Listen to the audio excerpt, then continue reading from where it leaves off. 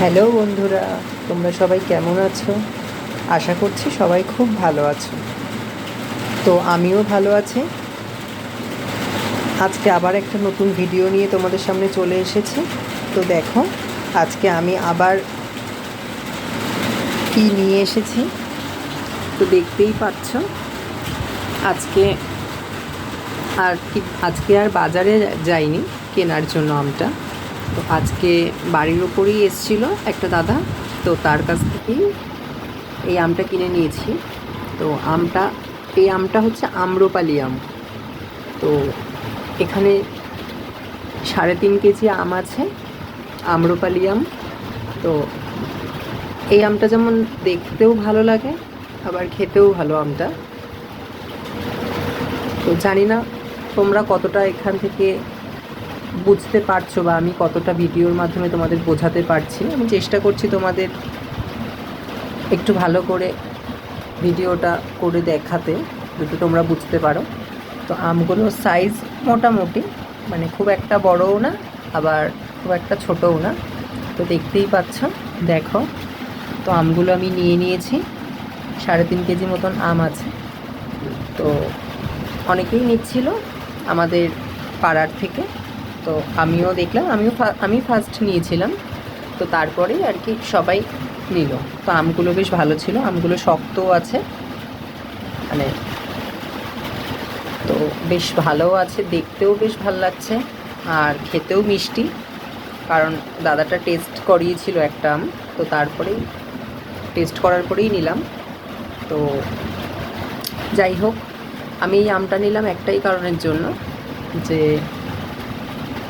তোমরা জানো আমি আগের দিন একটা ভিডিও করেছি আম নিয়ে, যে প্রায় 10 কিলো মতন আম নিয়েছিলাম। কিছুটা হিমসাগর আম আর কিছুটা চৌষা আম। তো ওই দুটো আম দেওয়া হয়ে গেছিলো ঠাকুরকে। তো যেহেতু গাছের নতুন ফল, বছরের নতুন ফল, তো যাই হোক, হিমসাগর আর চৌষা আমটা দেওয়া হয়ে গেছিলো। তো এই আম্রপালি আমটা দেওয়া হয়নি, দেখতেই পাচ্ছ। তো এই আম্রপালি আমটা নিয়ে নিয়েছি, যে এটাও ঠাকুরকে দেবো, কারণ এটাও তো বছরের নতুন আম। তো তার জন্যে যে এই আমটা তো দেওয়া হয়নি, তাই এই আমটা দেবো ঠাকুরকে। আর আরেকটা কারণ আছে, সামনেই আমাবতী লাগবে। তো তোমরা সবাই জানো যে সামনে শনিবার আমাবতী লাগবে। তো আমাদের শ্রী শ্রী গুরুদেব দুর্গাপ্রসন্ন পরমহংসদেব, আমাদের যিনি গুরুদেব আছেন, ওনার চরণে শতকোটি প্রণাম। তো আমাদের গুরুদেব ফল আর সাবু ছাড়া আর কোনো মিষ্টি জাতীয় কোনো জিনিস আহার করেন না। তো যাই হোক, যেমন আমরা পুজোর সময় ধরুন মিষ্টি দিয়ে পুজো দিই, বা বাতাসা বা নকুলদানা এসব দিয়ে পুজো দিই। তো আমাদের গুরুদেব আর কি